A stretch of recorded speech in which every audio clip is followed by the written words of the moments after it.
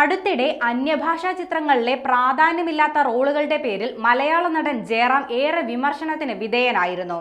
സൂര്യയെ നായകനാക്കി കാർത്തിക് സുബരാജ് സംവിധാനം ചെയ്യുന്ന റെട്രോ എന്ന ചിത്രത്തിന്റെ ട്രെയിലർ പുറത്തിറങ്ങിയതിന് പിന്നാലെയും ഇത് തന്നെയാണ് ആവർത്തിക്കുന്നത്.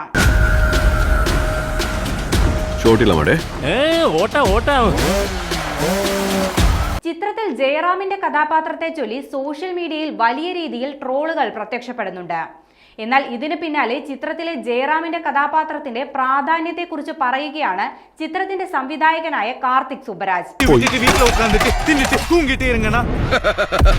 ചിത്രത്തിൽ ജയറാമിന്റേത് വളരെ പ്രാധാന്യമുള്ള കഥാപാത്രമാണ്. പിന്നെ ഒരുപാട് ഹ്യൂമറുമുണ്ട്.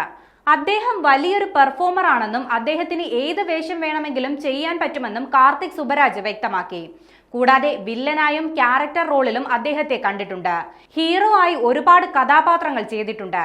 ഇപ്പോൾ തെലുങ്കിലും വലിയ പടങ്ങളിൽ വില്ലനായും സപ്പോർട്ടിംഗ് റോളിലും അദ്ദേഹം കഥാപാത്രങ്ങൾ അവതരിപ്പിക്കുന്നുണ്ടെന്നും കാർത്തിക് സുബരാജ് കൂട്ടിച്ചേർത്തു. സൂര്യയെ നായകനാക്കി കാർത്തിക് സുബരാജ് സംവിധാനം നിർവഹിക്കുന്ന ചിത്രത്തിൽ മലയാളി താരങ്ങളായ ജോജു ജോർജ്, ജയറാം, സ്വാസിക, സുജിത് ശങ്കർ തുടങ്ങിയ താരങ്ങൾ അണിനിരക്കുന്നുണ്ട്. മെയ് 1-ാം തീയതി ലോകമെമ്പാടുമുള്ള തിയേറ്ററുകളിൽ റെട്രോ റിലീസ് ചെയ്യും. സിനിമയുടെ കേരള വിതരണാവകാശം നിർമ്മാതാവ് പി സുബ്രഹ്മണ്യത്തിന്റെ ചെറുമകൻ സെന്തിൽ സുബ്രഹ്മണ്യൻ നേതൃത്വം നൽകുന്ന വൈഗ മെറിലാൻഡ് ആണ്. റെക്കോർഡ് തുകയ്ക്കാണ് സിനിമയുടെ വിതരണാവകാശം ഇവർ കരസ്ഥമാക്കിയത്. പൂജ ഹെഗ്ഡെയാണ് സിനിമയിൽ നായികയായി എത്തുന്നത്. നാസർ, പ്രകാശ് രാജ്, കരുണാകരൻ, വിദ്യാശങ്കർ, തമിഴ് തുടങ്ങി നിരവധി താരങ്ങളാണ് സിനിമയുടെ ഭാഗമാകുന്നത്. സിനിമയ്ക്ക് സംഗീതം ഒരുക്കിയിരിക്കുന്നത് സന്തോഷ് നാരായണനാണ്.